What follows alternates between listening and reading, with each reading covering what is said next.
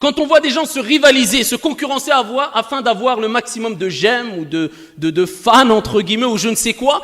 Et ici, ce qu'ils montrent, ici, à travers les réseaux sociaux, à travers cette vitrine, ça ne correspond pas du tout à ce qu'il y a dans le concret, dans sa vie, avec sa famille, avec ses proches, quand il aide les orphelins, quand il aide les pauvres, ou quand il faut aider les orphelins, les pauvres, dans son apprentissage de la religion, du Coran, de le Coran, dans son investissement concret, dans la vie concrète, sur le terrain, eh bien nous disons, à quoi bon?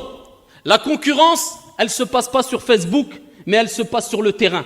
C'est sur le terrain qu'on verra vraiment qu'est-ce que tu vaux et qu'est-ce que tu vas laisser comme trace. Ceux qui ont marqué l'histoire, parmi les plus grands des savants, Ayyuhal Ahibba, et dont le monde musulman tout entier évoque et parle d'eux, n'avaient ni Facebook, ni Internet, ni YouTube, ni je ne sais quoi, et tout le monde parle d'eux. Pourquoi? Parce que c'était de la sincérité mélangée avec du concret.